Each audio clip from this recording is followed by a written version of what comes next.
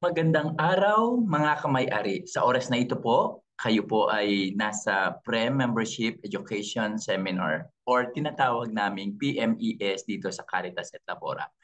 Ngayon pong araw na ito, kayo po ay iniimbitahan namin upang maging miyembro, kasapi ng kooperatiba. Ito pong kooperatiba ng Caritas et Labora ay samahan po ito ng mga manggagawa. So, kung mapapansin niyo po nakalagay, kooperatiba. Sisimulan po natin sa pagkilala kung ano nga ba ang kooperatiba. Si Caritas et Labora po ay isang kooperatiba, hindi po siya agency. So para mas madali nating makilala o malaman kung ano ang kooperatiba, pansinin niyo po ang mga salita na nasa inyong harapan. Kooperatiba. May mga itinago po ako mga maliliit na salita dito. Ko, opera, tiba. At meron pa po akong isang tinago dito. Pansinin niyo po, nandiyan po ang salitang pera. Ano nga po ba ang pagpasok sa kooperatiba bilang mga kasapi at miyembro ng Caritas at Labora? Ko, ikaw at ako ay miyembro, kasapi, kamay-ari ng kooperatiba. Yan po ang pagpasok sa kooperatiba. Opera. Ibig sabihin po, sa pagpasok natin sa kooperatiba, tayo po ay magpapatakbo ng isang negosyo. Sabi nga sa English, we will operate our own business. Ang tanong, ano po ba ang negosyong papasukin natin sa pagpasok natin dito sa Caritas et Labora?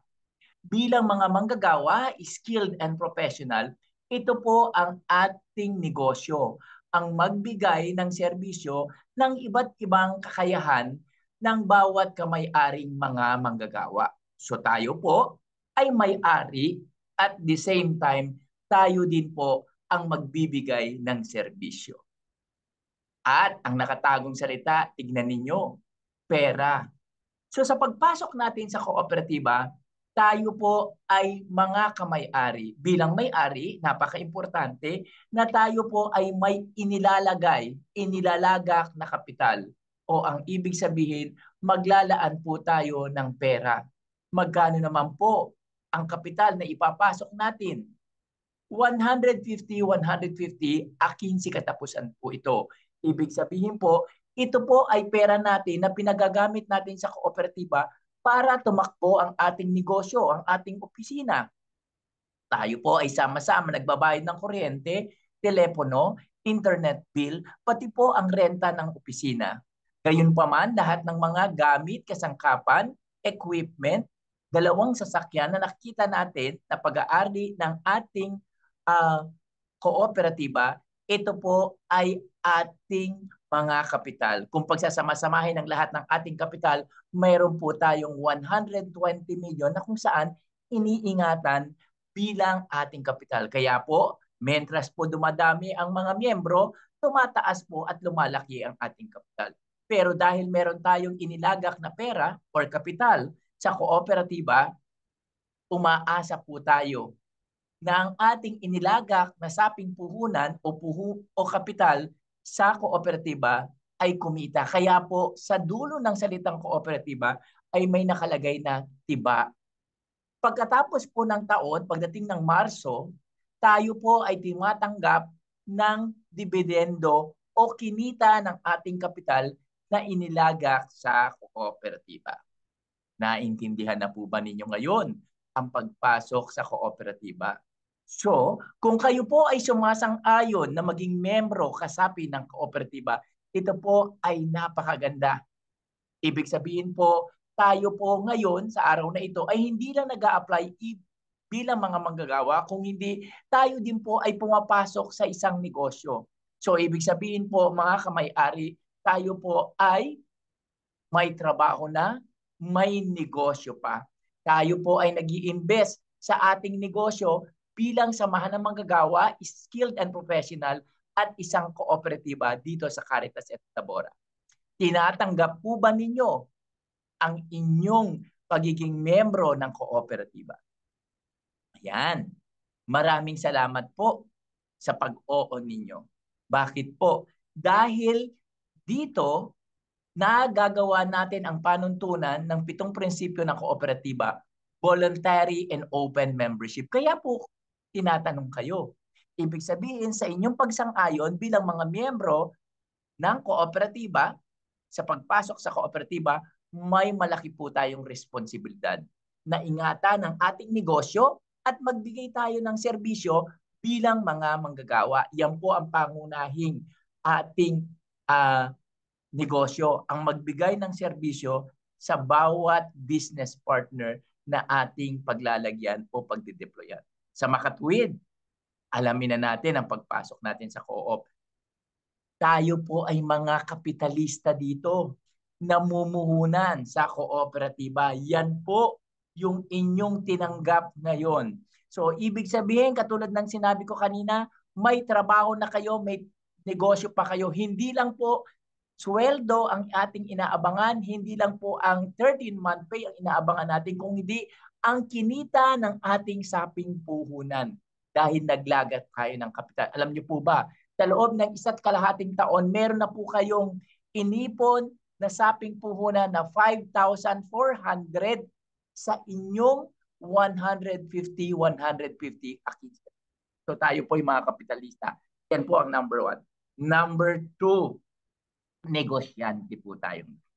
So katulad ng sinabi ko po sa inyo, ang ating negosyo, dahil tayo po ay mga manggagawa, skilled and professional, tayo po ay nagbibigay ng serbisyo. At ang pinakamaganda, noong 2023, tayo po ay tinanghal ng multi-purpose loan. Ibig sabihin po, hindi lang tayo samahan ng manggagawa, workers cooperative, tayo po ngayon ay maari ng magbigay o magbenta ng ating mga produkto. Kaya po ang ating mga business partner o tinatawag natin mga kliyente, tayo po ay nagbibigay ng serbisyo at nagbebenta na rin po tayo ng produkto, nagbibigay po tayo ng mga cleaning materials, nagbebenta po tayo ng equipment. Kung mapapansin niyo po, sa ating opisina, sa loob ng ating opisina, meron pong tinatawag na co-op store.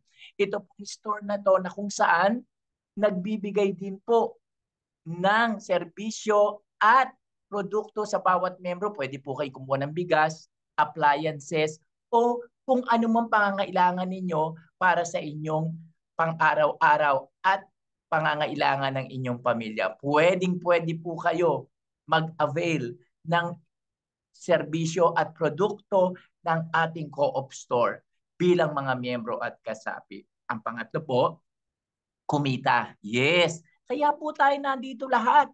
Gusto natin na kumita bilang mga manggagawa, pero hindi lang po yun ang aasahan natin. Since nanggap niyo ang pagiging membro at kasapi ng kooperatiba, mayroon po tayong inaasahan bukod sa dividendo. Ano po ba ang tatanggapin natin sa kooperatiba ngayong tinanggap natin ang pagiging membro at kamay-ari? Mamaya po, explain ko po sa inyo. Overview pa lang po ako ng kooperatiba. Ang ating pong negosyo ay nakarehistro sa CDA, Cooperative Development Authority. Ang tanong ko po sa inyo, ito. Sino po ngayon ang may-ari ng Caritas et Labora? Uy, tama po. Tayong lahat po ang may-ari. Bakit po?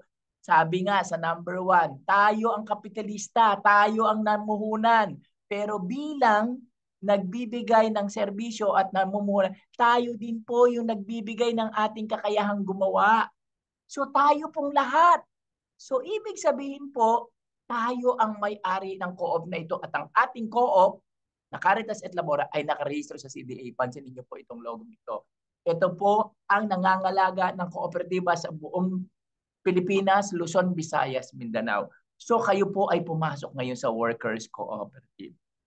Manggagawa, kapitalista, negosyante. Yan po ang pagpasok sa Caritas et Labora bilang mga workers cooperative. Di ba napakaganda po? Ngayon ang question ngayon, saan ba galing itong workers cooperative? Okay, hindi po ito galing sa mga incheck na po. Kasi ang mga incheck, pag sila po ay nagnegosyo, talaga pong hands-on sila.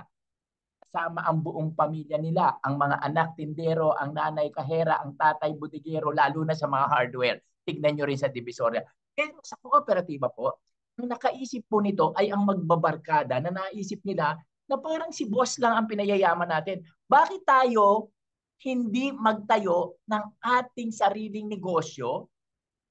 Tayo ang mamuhunan, pero tayo pa rin ang magbigay ng serbisyo o tayo pa rin ang magtrabaho. Ito po ay ginawa ng Rosedale Society of Equitable Pioneers. Sila po ang workers cooperative na kauna-unahan na nagmula sa England.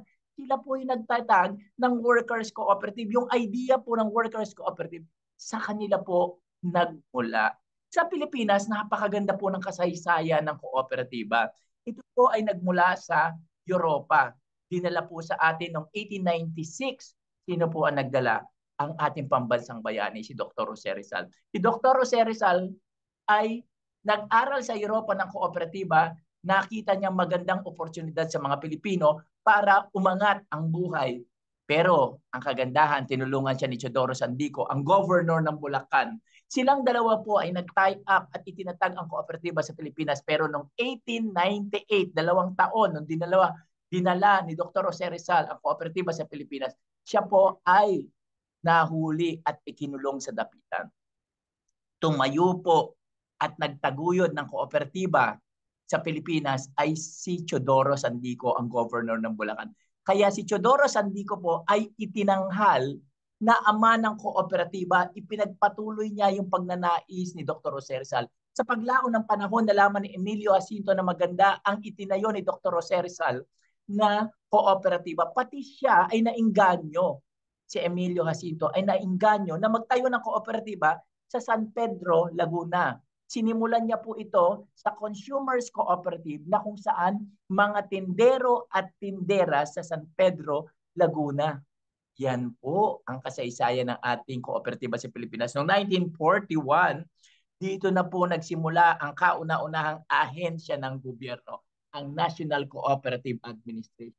Pero pinatatag ito sa pamagitan ng Republic Act 9520, RA 9520. Sinusugan po ito ng batas na para mas lalo pong mas matatag. Noong March 10, 1990, ito po, mapapansin niyo po itong logong ito sa Egypt, kung ang isa pong kooperatiba na itinayo, katulad kunyari po marami pong mga kooperatiba. Meron po tayong workers cooperative, credit cooperative, multipurpose cooperative, fisherman's cooperative, meron po tayong farmers cooperative, electric cooperative. Marami pong klaseng cooperative sa Pilipinas. 10.3 million ang kooperatiba sa Pilipinas. Ito po ay alagaan ng Cooperative Development Authority, ang CDA. Ang kauna-unahang workers cooperative at kaakbay. Pero alam niyo po ba, hindi lang po si Caritas et Labora po ang workers cooperative. Kung alam niyo po yung Shakey's, siya po ay excellent cooperative, more than 25 years. Ibig sabihin yung mga service crew, yung mga staff ay kasama sa kooperatiba, excellent cooperative.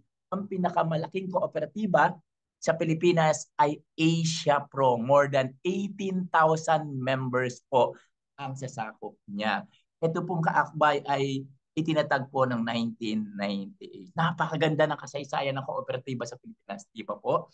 At ano nga po ba ang kaibahan ng agency sa kooperatiba? Bakit ako sasama sa kooperatiba at hindi ako papasok sa agency? Malaki po ang kinaibahan. Unang-una po, inalok ko po kayo na maging mga kapitalista, may-ari ng kooperatiba.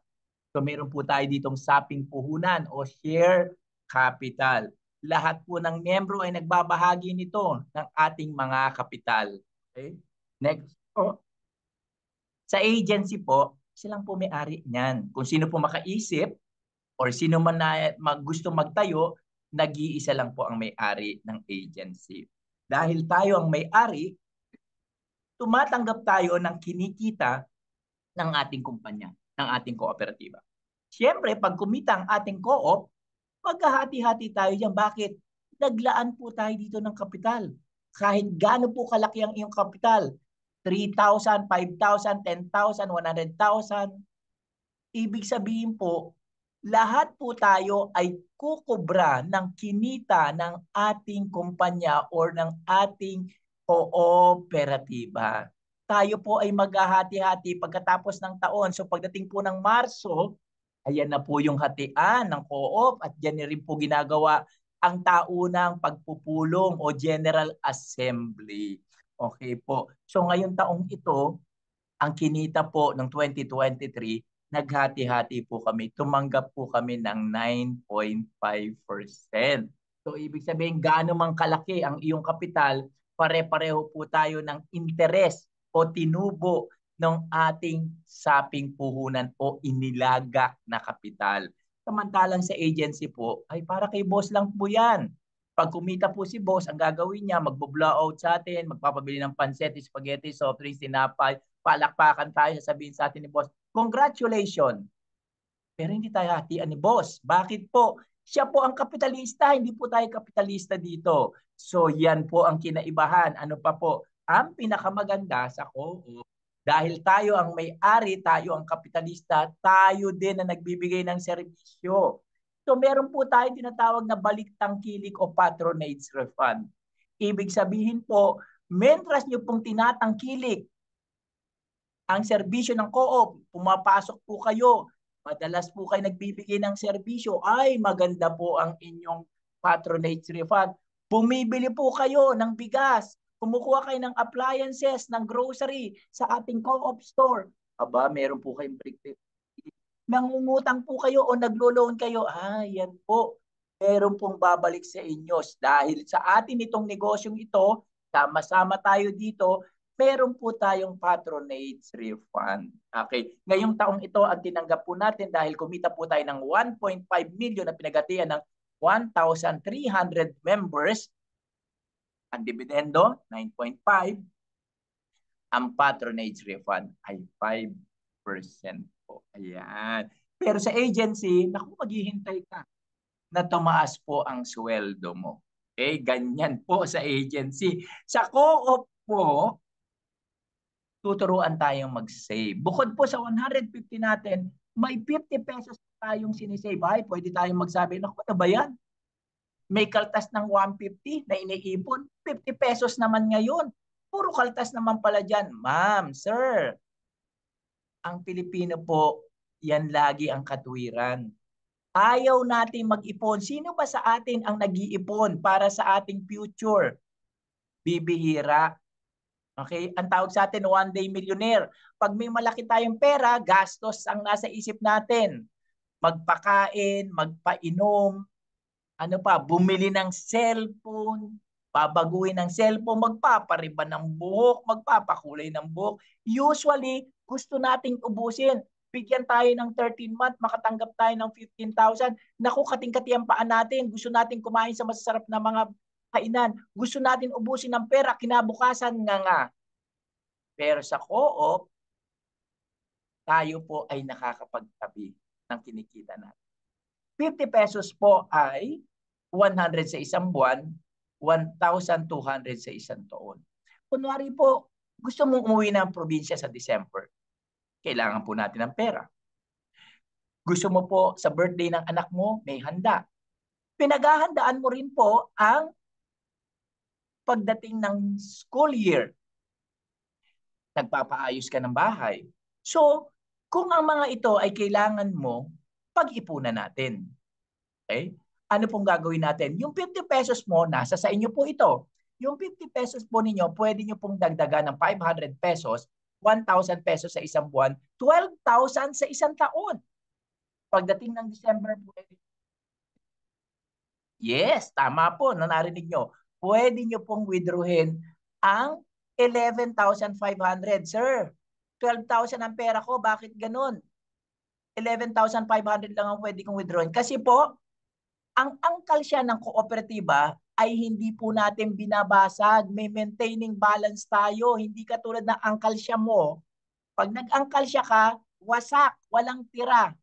Dito po, anything na sobra sa 500 pesos, nakatabi para sa iyo, para yung angkal siya mo laging may laman. Ayan po. Eh kung wala ka naman pakialam, okay lang yan, 50 pesos. Alam niyo po ba, pag ang pera nyo ay nakastock sa kooperatiba, hindi po siya tulog katulad ngayon na nakikinig sa akin. Gising na gising po ang pera nyo dito kasi pag ang pera ninyo dito sa kooperatiba, meron po kayong 1,000 sa loob ng isang taon, tumubo po siya ng 1%. Kung meron po kayong 3,000 pera sa savings na nakatabi, tumubo siya ng 2%. Pag may pera po kayo sa savings na 5,000, tumubo siya ng 3%. Ibig sabihin po, ang pera mo sa loob ay hindi tulog. Gising na gising kasi po, kumikita po siya kahit ikaw ay natutulog. Yan po ang maganda sa co-op. At sa agency, wala. Sa kooperatiba, uy, may kakayahan tayong mag-loan. Sino ba ang walang utang?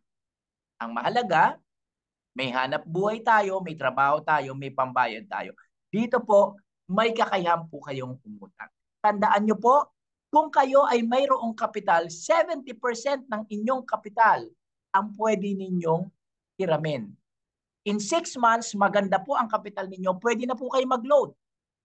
Di ba? Sa SS, sa Pag-ibig, 24 months, 36 months. Dito po, 6 months lang. 6 months, gandahan nyo po ang kapital ninyo, pwede kayong makapag-loan. 70% ng kapital nyo ang pwede nyong i-loan. At ito ang pinakamagandang balita. Pag naglo-loan kayo, kunwari po nag-loan kayo ng 10,000, 10% ng 10,000 ay ikakalta sa loan ninyo at yung 10%, 1,000 ang 10% ng 10,000 ipapasok. Metras kayo nangungutang, naglo-loan sa co-op, lumalaki ang kapital ninyo. Pag lumalaki ang kapital ninyo, lumalaki ang dividendo nyo. Pag lumalaki ang kapital ninyo, lumalaki ang kakayahan ninyong mangutang. Yan ang kagandahan sa kooperatiba. Sa mangutang, sa co-op na. Kasi dagdag ng dagdag ang kapital mo, palaki ng palaki ang pera mo. Walang ganyan sa agency. Walang programa ganyan sa agency. Sa co-op, ang katayuan natin dito, member-owner. Hindi katulad sa agency, mga empleyado ang trato sa atin. Kaya po, tayo dito, kailangan magsipag, may malasakit dahil tayo ang may-ari. Miyembro ka dito, kasapi ka dito, kamay-ari ka dito. So ganito po dito sa kooperatiba. Oo, ang kaisipan natin, magsisipag ako, mag-iipon ako, aayusin ko ang aking trabaho. Bakit? Entrepreneur, business owner. Samantalang sa agency, ay contractual ka. 5 months, 6 months. Ganyan lang po tayo sa agency.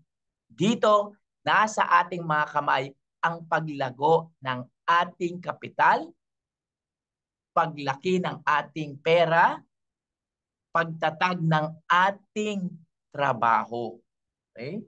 Sa kooperatiba, pagdating po sa SSS, Pag-ibig, PhilHealth, statutory benefits ng government, wala po tayong pinagkaiba ng contribution sa mga regular na manggagawa. Kung paano po ang binibigay ng manggagawa at tinatanggap ng mga manggagawa pagdating sa benepisyo mula sa SSS Pag-ibig, wala po tayong pinagkaiba. Sa agency, hindi po ako sigurado kung paano. Pagdating po sa pagpapasahod, kung tataas man ang minimum wage, tayo po ay sumusunod dyan. Bakit po? Yan po ay naayon sa DOLE. Sumusunod tayo sa batas. Pag sinabi po ng DOLE, Huwebes Santo, saka Biyernes Santo, regular holiday, susunod po tayo dyan. Bakit? Pakinabang po nating lahat na manggagawa dyan. Sa agency, hindi po ako sigurado. Ano pa meron sa atin? Trainings and seminars. So iniimbitahan ko kayo na sumama sa mga trainings and seminars ng kooperatiba. Meron po tayong holistic housekeeping training. Ito po ay training natin ng mga housekeeping. Kung kayo po ay nag-a-apply bilang mga housekeeping, meron po tayong training na kung saan ang tinuturo po namin ay galing sa 3M, mga product knowledge natin. At hindi lang housekeeping at tinuturo namin sa loob ng housekeeping training, nagtuturo po kami ng iba't ibang bahagi at kakayahan ng isang housekeeper. Meron po tayong product knowledge sa equipment, tungkol po sa mga polishing pad. Meron po din tayong 5S. Meron din po tayong food handling, pest control awareness, air condition awareness, OS orientation. So lahat po yan nakapaloob sa holistic training natin ang housekeeping. Meron po tayong occupational safety and health training. Ako po ay isang safety officer. Ako po si Sir Jade Tino. Safety Officer 3 po ako. Okay? So may training tayong binibigay para sa safety at kapakanan ng lahat ng manggagawa in terms of safety and health. Meron po tayong values formation. Meron din po tayong ganyan. So marami po mga trainings and seminars na inyong matutunghayan o iimbitahan namin kayo sa pagbibigay ng mga training para po kayo po ay makatanggap ng pag-angat dito sa kooperatiba. Sa agency, hindi po ako sure. Mga programa na nag-uugnay sa bawat isa sa atin bilang mga membro. Ano-ano ito? Taon-taon, nagkakaroon po tayo ng taunang pagtitipon ng bawat kamay-ari. Ito po yung tinatawag natin General Assembly. Nagkikita-kita po tayo para sabihin sa atin, malaman natin kung magkano kinita, magkano paghahatian, ano yung ginastos. Ganyan po sa kooperatiba. Transparency and accountability. Pinapahayag po sa bawat membro kung magkano po ang kinita ng ating kapital at magkano ang ating paghahatian. Meron din po tayong annual retreat. Ito ay araw ng pamamahinga. Sinisimulan natin sa pagpasok ng taon. Libre po pagkain, libre sasakyan. Dadalhin po namin kayo either sa Tagaytay o Antipolo para magkaroon po tayo ng araw ng pagpapahinga. Yan po ay sinisimulan natin sa pagpasok ng taon. Family Day. Kung hindi nyo po mapasyal ang pamilya nyo, meron po tayong Family Day. Swimming po yan. Umaarkila po tayo ng bus. Pumupunta po tayo sa isang resort para exclusive yung ating lugar. Meron pong cottage ang inyong pamilya. Pag sinama po ninyo ang inyong asawa, anak, at ang pamilya ninyo, ready po ang kooperatiba dyan. Meron din tayong kasalang bayan. Sa kooperatiba po, libre po ang kasal sa simbahan. Wala po kayong gagastusin, pati po ang reception ng inyong mga bisita, ang kooperatiba na rin po ang sumasagot. Napakaganda, di ba po? May sports fest tayo. Kung kayo po ay magaling sa basketball, sa volleyball, yan po ay ginagawa natin. Meron po ditong competition. Yan ang maganda. Nagkakaroon din po tayo ng Advent and Lenten Recollection bago dumating ang Pasko at mahal na araw. Nagsasama-sama tayo, nagninilay tayo, tumatahimik tayo, either kumukuha tayo ng isang lugar, minsan po madalas tayo sa Quiapo Church para magnilay sa pagdating ng Kapaskuhan at pagdating ng mahal na araw. Kung tatanungin niyo ako sa agency kung anong programa meron sila, hindi ko po masasabi sa inyo, hindi po ako sigurado. Siyempre, ang laging hinihintay natin, Sir, may endo ba sa pagiging kamay-ari at membro ng kooperatiba? Wala po. Bakit po wala? Kasi po, kayo po ang maglalagay ng endo. Since tayo ang may kamay-ari, tayo din na nagbibigay ng serbisyo, nasa performance niyo po. Meron po tayong appraisal. So, gagradean po kayo pagdating niyo po ng 5 buwan. May appraisal po kayo. Annually, taon-taon, meron na po kayo appraisal. Nasa inyo po, nasa performance niyo po ang pagtuloy-tuloy ng inyong serbisyo at kayo din ang magsasabi kung mag-i-endo kayo sa pamagitan ng inyong serbisyo. Pagdating sa agency, malinaw na malinaw sa atin na pagpapasok tayo sa agency, meron po tayong endo. Ngayon, kilalanin natin si Caritas et Labora. Si Caritas et Labora po ay ipinanganak o isinilang noong July 5, 2007. Siya po ay 17 years old na ngayon. Okay? Ang kanyang business partner, meron na po siyang 84. Pero as of this, na nagsasalita ako, this is 2004. Ngayon po ay September, meron na po siyang 87 business partner. As of this year, 2024, September, meron na po siyang 1,800 members. Sabi nga, Doing good, doing well, doing it together. Yan po ang ating motto, ha? Tatandaan nyo, doing good, doing well, doing it together. Huwag po kayo mag-alala, baka kasi nag-aalala kayo, maraming scam ngayon. Natatakot kayo maglagay ng pera sa kooperatiba. Hindi po. Gusto ko pong sabihin sa inyo, tayo po ay nakarehistro sa DOLE. Pro-labor po tayo. Kung ano po ang tinatanggap ng mga manggagawa, ganun din po tayo. Pero ang kagandahan, hindi tayo ordinaryong manggagawa dahil tayo ay nakarehistro sa CDA, Cooperative Development Authority, under Republic Act 9520. Ibig sabihin po, tayo ay mga kapitalista at nagmamay-ari ng kooperatibang Caritas et Labora. Kaya pag kumita si Caritas et Labora, hati-hati po tayo para tayo nagpo-14th month. Inaabangan natin tuwing buwan ng Marso pagkatapos ng taon, no, di ba? So ibig sabihin, dual personality tayo. Kakaiba yung pagpasok natin sa kooperatiba. May negosyo ka na, may trabaho ka pa. Sabi ko rin kanina, huwag kayong mag-alala. Kasi po, ang Kooperatibang Caritas et Labora ay ginawaran ng Bilyar Sipag Award noong 2021. Pansinin niyo po, pandemic yan.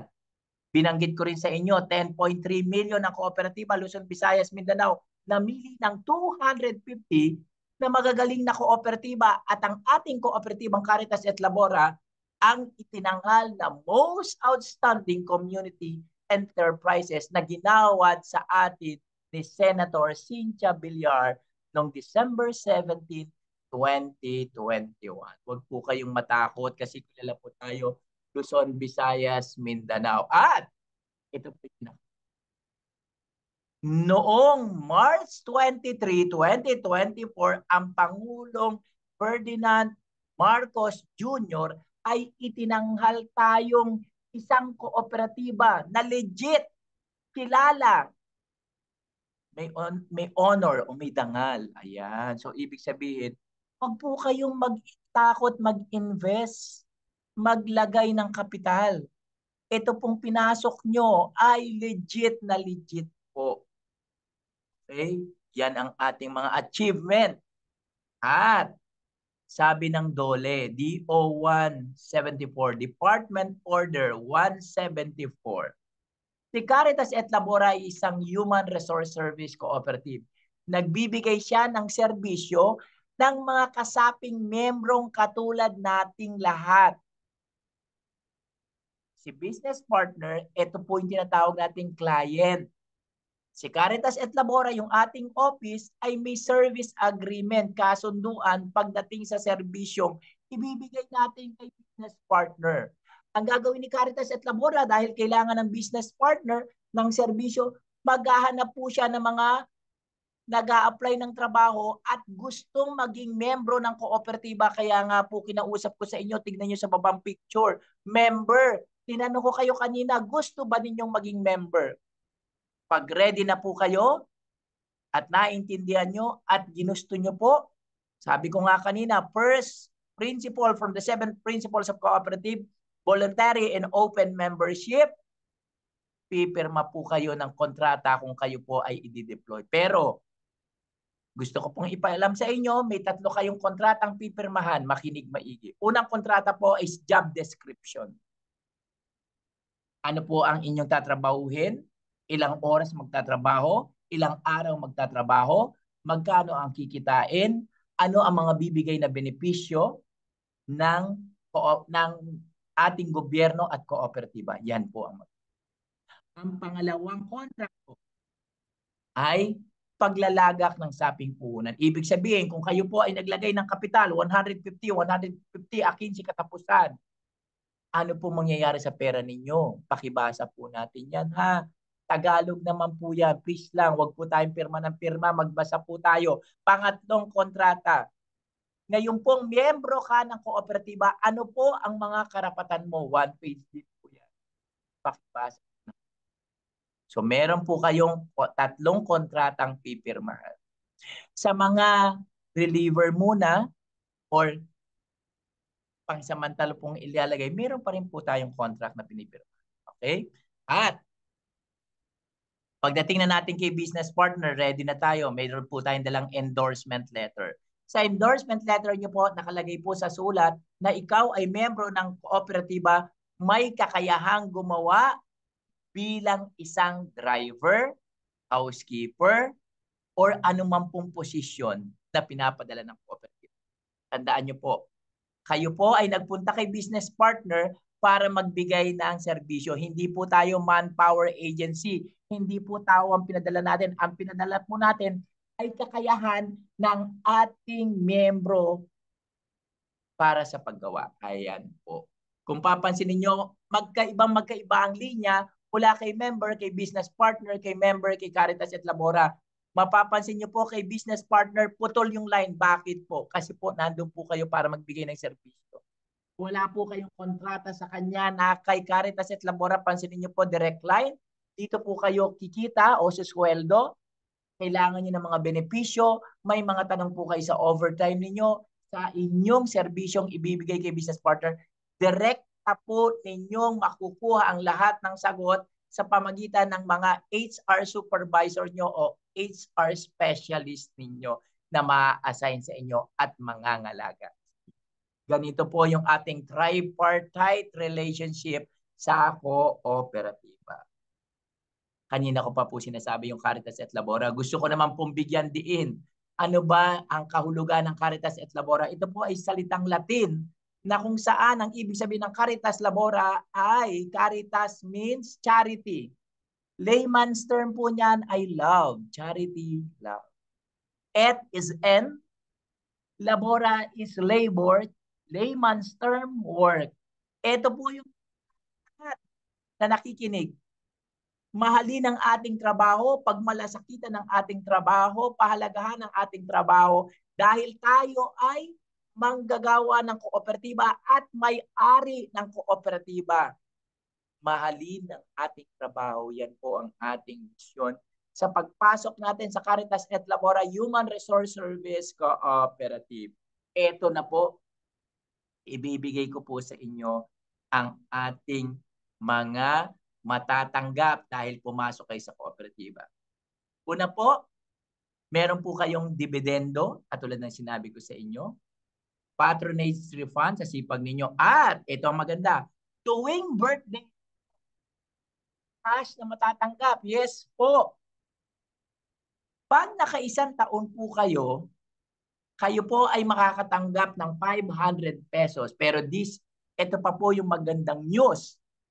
Pag kayo po ay naging regular member, ngayon po ay associate member kayo. Dahil ang kapital nyo ay mababa pa lang, pero pag ang kapital nyo ay umabot sa 10,000, kayo po ay nagiging regular member na maaring bumoto at iboto bilang direktor. So, ibig sabihin po, pag na birthday ng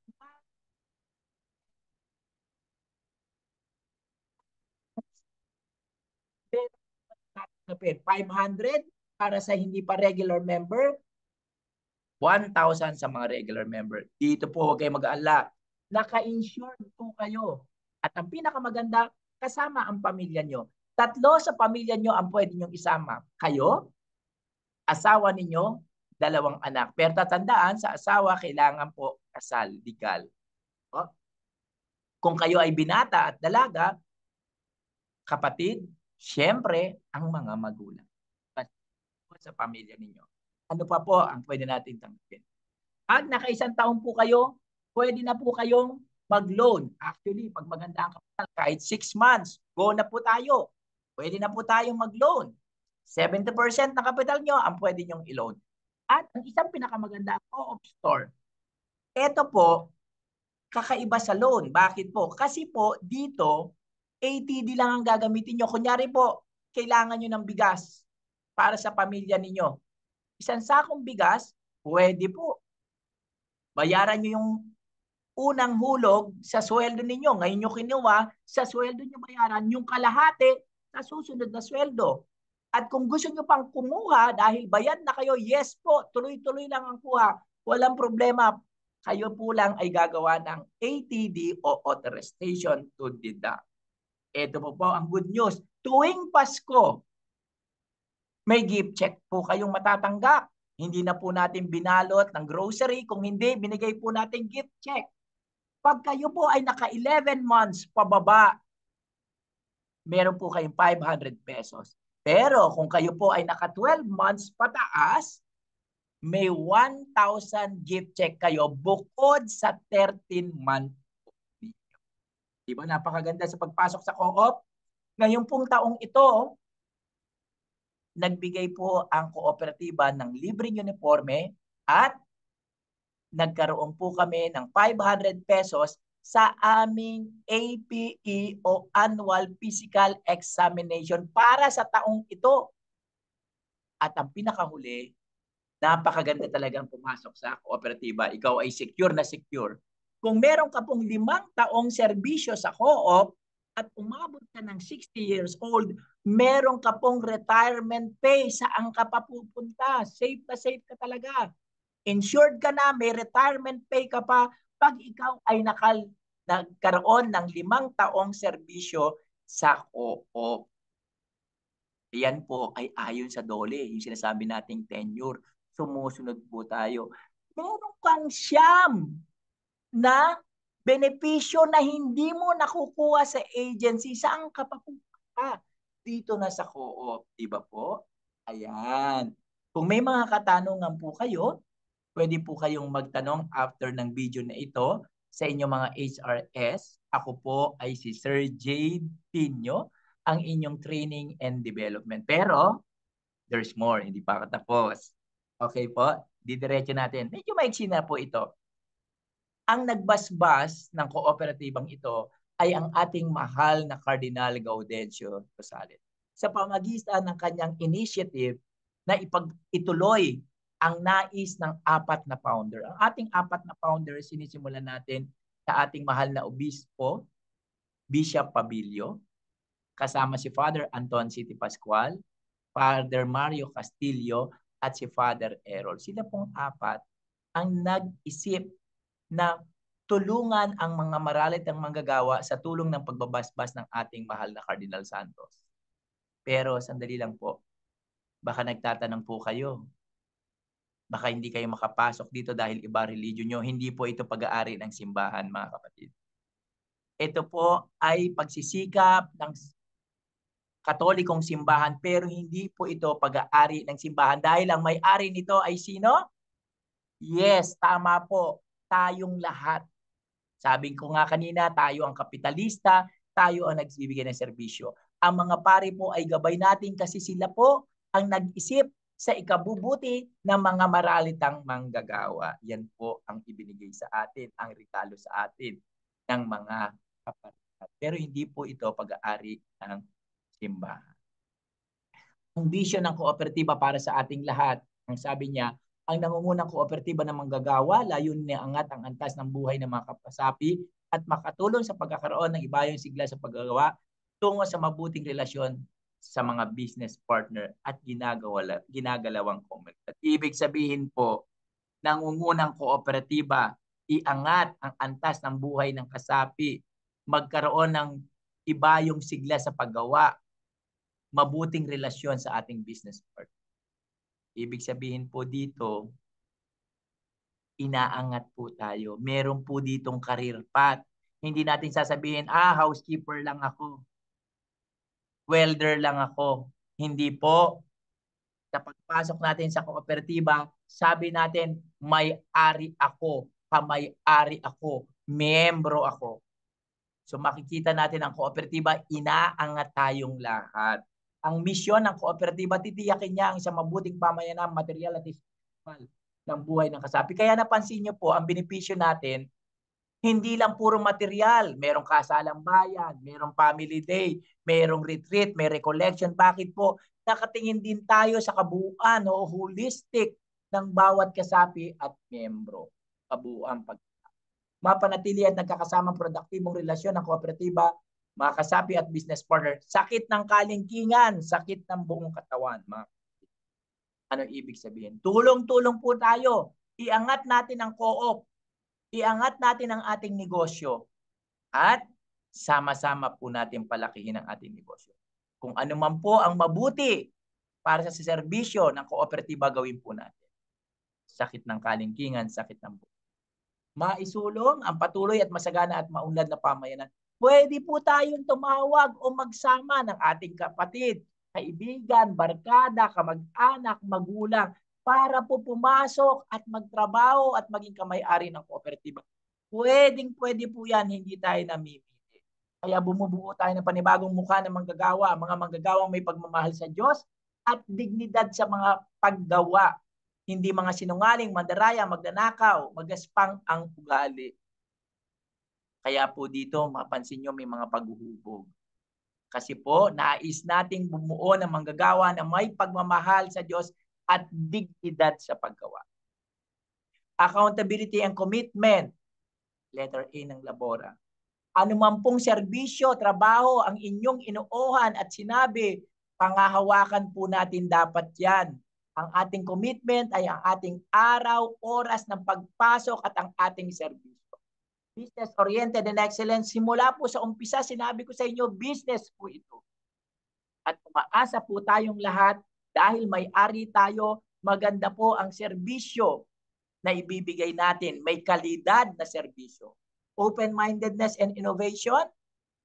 Hindi po ito madaling maintindihan na ngayon narinig nyo ko. Maging bukas lang po ang ating isip na alagaan namin kayo. Patuloy po natin iaangat ang kooperatiba at patuloy natin palalaguin at pauunlarin ang kooperatiba. Respect for others.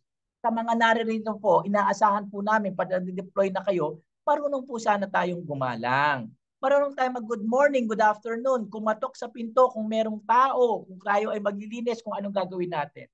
Kung hindi po kayo makapagsalita, pwede po kayong ngumiti at yumuko bilang gesture o pagpapakita na kayo ay bumabati at gumagalang sa inyong mga kaharap. Ganyan po sana tayong lahat.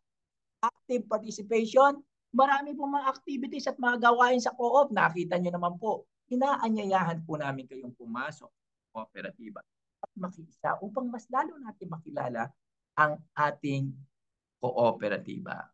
Pakilala po sa inyo ang ating mga board of directors. Sinisimulan ko po sa ating board of directors na si Father Anton City Pascual. Siya po ang ating head. Siya po yung ating board member, Father Anton City Pascual. Siya po ay ginawaran ng ating Pangulong Duterte ng TOEFL Award. Siya po ang tinanghal na 10 magagaling na leader na sa bansa noong 2016. Siya din po ang founder ng multi-billionaire cooperative in Taguig, Simbayanan ni Maria.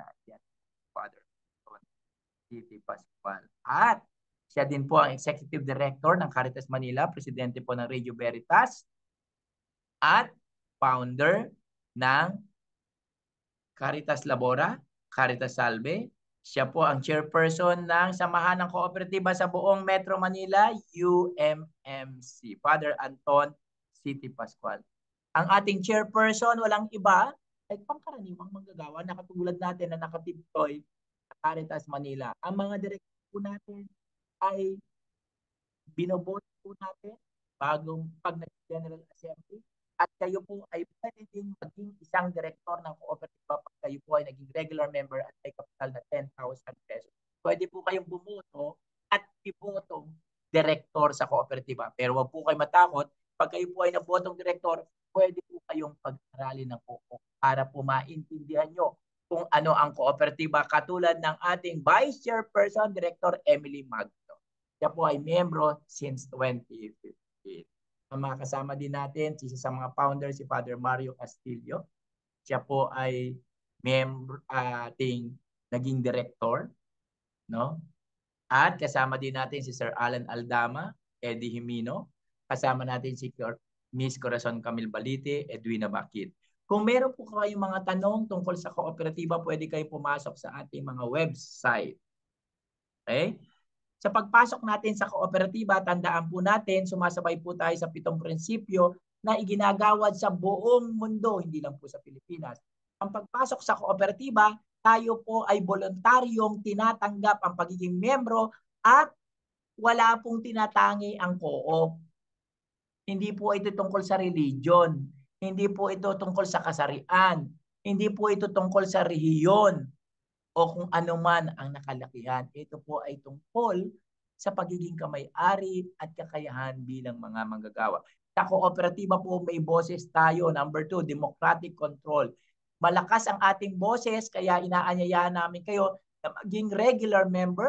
Dito po natin napapractice ang ating boses sa General Assembly. Tayo po ay nangunguna sa pamagitan ng eleksyon, botohan, diyan po natin napapractice yung ating karapatan at boses bilang mga kasapi at miyembro ng kooperatiba. Principle number 3, members' economic participation. So pera po natin lahat ito, kapital natin ito lahat. Kaya magtutulong-tulong tayo pag ang ating kapital ay kailangan natin palakasin. Yan po ang ating role bilang mga namumuhunan kapitalista, mga manggagawa. Principle number 4, autonomy and independent. Hindi po isang tao ang nasusunod dito. May kalayaan po tayo, meron tayong karapatan kung ano pong gusto nating gawin. Palakasin ang ating co-op, meron po tayong sarili. Education, training, and information. Ito po ay isang pamamaraan. Ito pong ginagawa natin ngayon ay isang training, pre-membership education seminar at marami pa tayong training, information na ibibigay sa inyo sa pagpasok nyo sa kooperatiba. Principle number 6, cooperation among cooperative. Ibig sabihin po, tumutulong tayo sa kapwa nating kooperatiba. Katulad po, pag bumili kayo ng bigas, yan po ay nakalagay po. Price, tumutulong tayo sa mga magsasaka sa Pangasinan, sa Parte Norte. So, hindi lang po tayo sa sarili natin, kundi tumutulong tayo sa ating sa kapwa kooperatiba. Principle number 7, concern for community. Kaya nga po tayo itinanghal ng Villar Sipag Award na binigay sa atin ni Senator Cynthia Villar, ang most outstanding community enterprises. Tumutulong tayo, may malasakit tayo sa ating. Yan po ang 7 prinsipyo para sa lahat ng kooperatiba. Sinanggap nyo, magiging member ng kooperatiba. Ang kooperatiba po, pag kayo po ay na-deploy, ay may karapatang disiplinahin kayo pag kayo po ay lumalabag sa Code of Conduct. Bibigyan po namin kayo niyan. Kung kayo po ay magde-deploy na, ready na po kayo, may bibigay po kami Code of Conduct, pakibasa po yan. Maraming pages po yan para po maibigay natin ang tamang serbisyo sa kooperatiba at sa ating business partner. May 3 pamamaraan ng pagdidisiplina sa ang paglabag. Ito po, hindi kayo nakasuot ng ID, hindi tama uniforme, madalas kayong late, pala absent po kayo. Class A. Class B, mabigat na paglabag, nahuli kayo natutulog habang nakikinig sa akin. Oy, gising. O, at insubordination, may nasirang kasangkapan, nanigarilyo sa nagbabawal na lugar, madalas gumagamit ng cellphone, hindi naman kailangan sa kanyang trabaho. Ayan, ilan lang po sa Code of Conduct. Class C, seryosong paglabag. Pandaraya, pangungupit, papalsipikan ng dokumento, awol, yan po ay Class C. Lahat po ng due process. Anong ibig sabihin ng due process? Hindi naman po porket may ginawa kayong labag ay tanggal na. Ipoproseso po tayo. Yan po ang ating karapatan. So sa Class A, magaan na paglabag, sample, late. Sa unang late po ninyo, merong verbal warning. Kakausapin po kayo ng HR supervisor, HR specialist. Magsasabihan po kayo at tatanungin kayo. Pero sa kabila ng kinausap kayo ng verbal warning ng inyong HR supervisor, patuloy pa rin kayo nalilate, papasok po ang memo. Ang memo po ay merong IR na laman. Ibig sabihin, may kalakip na IR, kailan, saan, paano, bakit, at saan kayo lumabag sa Code of Conduct. Karapatan po ninyo ang magpaliwanag, kaya may NTE. Huwag po kayo matakot sa NTE. Magpaliwanag po tayo. Napaka-importante po yan. Karapatan po natin yan. Pero kung kailangan po tayo masuspinde, no work, no pay po ang suspension. Meron po kayong 3 pagkakataon. Sa unang suspension po ninyo, magpapaliwanag po kayo, may consultation po kayo, lahat po ng proseso na yan. Pero pag tapos na po, ang inyong suspension, kukuha po kayo dito sa ating opisina ng back to work. Hindi po kayo didiretso kay business partner. Hanapan po kayo ng back to work. Para official po, kayo ay pinapapasok na ng ating opisina. At kung talaga, kung dapat kayo maalis, katulad ng sinabi ko sa inyo, hindi tayo manpower agency. Serbisyo binibigay natin, nakasalalay sa inyo ang EDLO. May nasa sa inyong mga kamay kung saan po aabot ang inyong serbisyo. Class B. Ang memo po dito, mabigat na paglabag. Nahuli kayong madalas na gumagamit ng cellphone. Meron po kayong IR, katulad na nabanggit ko kanina, magpaliwanag, notice to explain o NTE, may 3 pagkakataon, katulad na nabanggit ko, pag inayawan tayo ng business partner dahil hindi nagustuhan ng ating serbisyo, maaari po tayong matanggal kay business partner. Pero hindi po kay co-op. Yan ang good news. Class C. Ito po medyo seryoso na po. Nagnakaw, nandaya, nangupit, nagpalsita ng dokumento, awol. Ito po ay pagkatanggal kahit saan naman po tayo. Pero, sabi nga natin, lahat ay due process. May IR kayo, incident report, notice to explain. Dadaan pa rin po tayo.